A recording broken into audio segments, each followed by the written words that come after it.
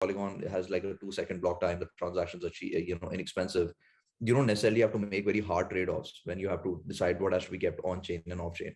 We're the creative arm of Polygon, so we essentially deal with gaming, NFTs, anything that you can think of that is creative. They are talking about a few 100 million users coming in, exploring the Web3 experiences. So what we are trying to do is leveraging this $1 billion. We are not.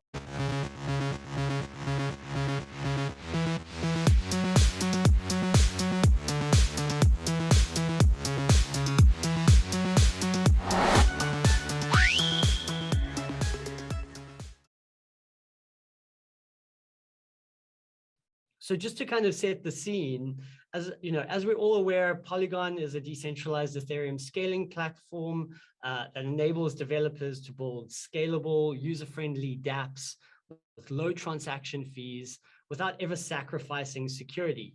The protocol is used by developers to make Ethereum transactions cheaper and faster. It has some 7,000 decentralized apps hosted on the protocol, more than 130 million unique users, and handles over 3 million daily transactions, which is just incredible.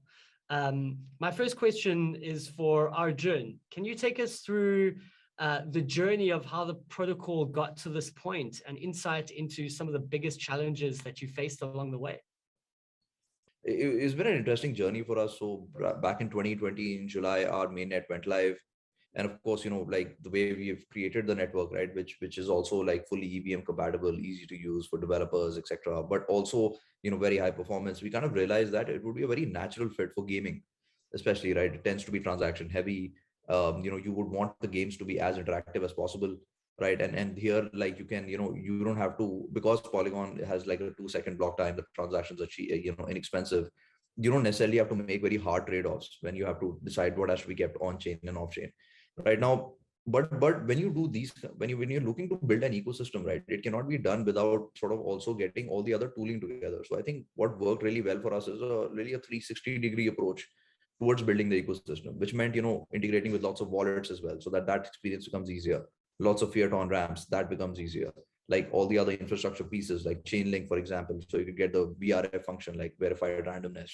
For example, data services like the graph, where you can get other interesting data about the blockchain, all the different API services. So we work not just to get like to build like an ecosystem which has lots of dApps, but also all the different tooling required to really bring out the value from those dApps to make it easier to build these kind of experiences. So I think this was something which was which has worked really well for us. And of course, the team worked super hard. Very talented team here at Polygon.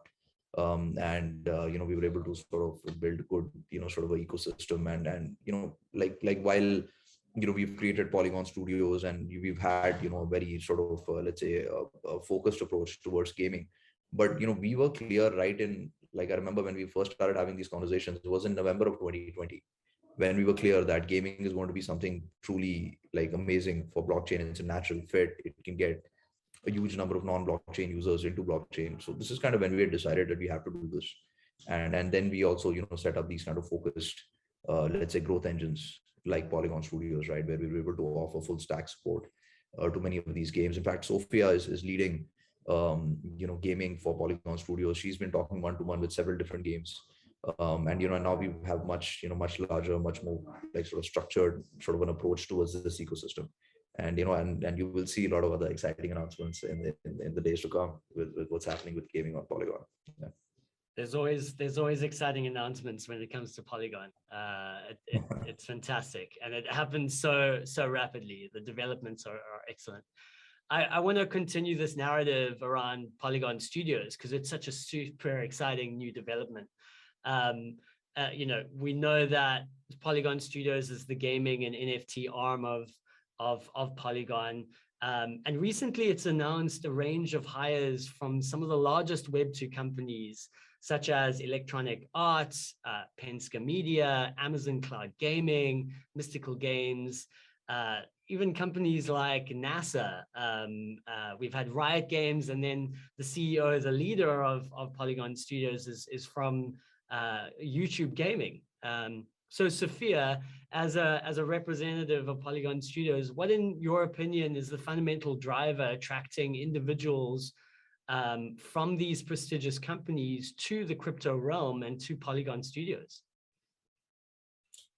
Yeah, I mean, the people that have been joining are just absolutely wonderful. I think for someone to attract people like that, you need to have a vision that is worth pursuing and something that is relevant to the times and something that can offer them something even better. So if they joined, I think it's a great sign of confidence for Polygon Studios. We're the creative arm of Polygon, so we essentially deal with gaming, NFTs, anything that you can think of that is creative or can require a DApp is something that we work with at studios. So it's been very exciting to have people from all these sort of different amazing backgrounds on board.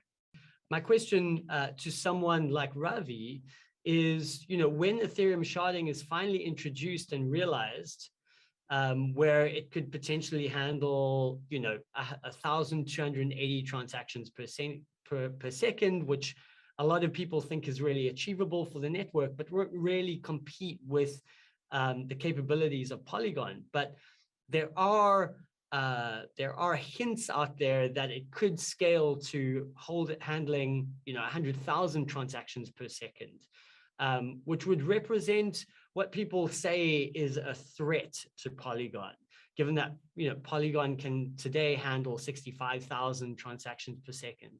Ravi, do you believe that Ethereum's kind of transition to proof of stake is a threat in any way to Polygon, or do you see it as something that's quite exciting and complementary to the network?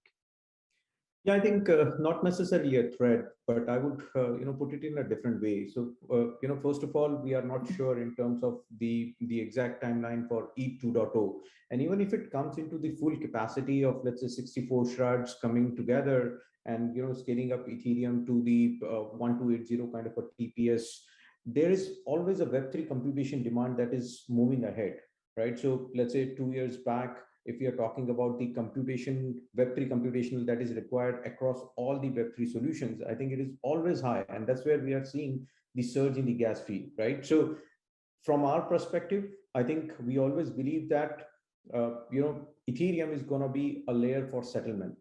And the scaling solutions are always going to be for the execution purpose. In fact, if you follow Vitalik, and you may have seen that Vitalik himself has been talking about zero knowledge rollups, ZK rollups, as the end game for scalability, considering that Ethereum is acting going to be for the settlement purpose. So from our perspective, we feel that layer twos and the scaling solutions are always going to be there for the execution purpose. And there are specific use cases that also demand to run separately and not to have running onto the main chain, so that they can just anchor proofs onto the mainnet as and when required. My question is to Arjun.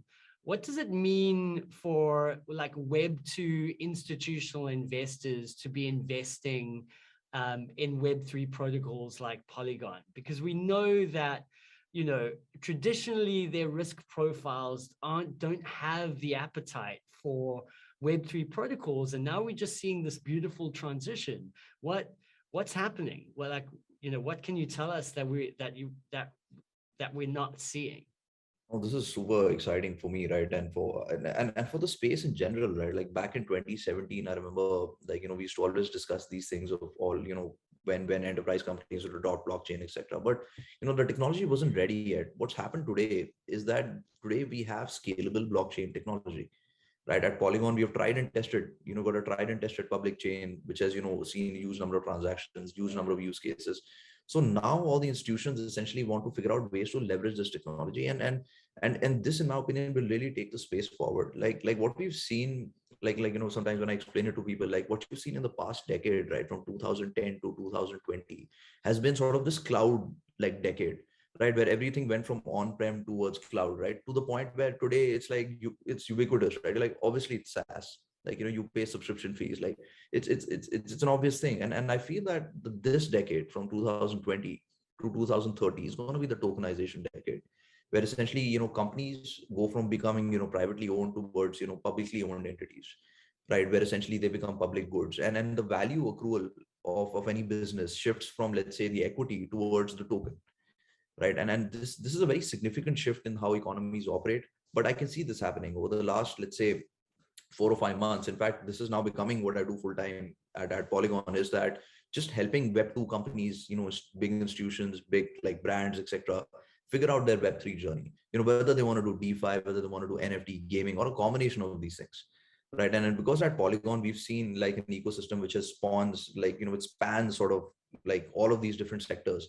We feel that we are uniquely positioned in many ways towards helping companies do that. Because for example, let's say if something like gaming comes up, I can tag Sophia. Like if something larger enterprise institutional side, like Ravi's got great knowledge there. Whether it's tokenization, some of those things, I understand that really well. So internally we've got that brain trust now where we can solve this. And this is going to, in my opinion, be like I feel the next 3 or 4 years are going to be super amazing and exciting, when we're going to see large companies shift, make this shift, right? And this will then forever change how world economies are run, forever change how we interact with each other. So I think it's just super exciting. Like every day when I think about it, it just gives me goosebumps.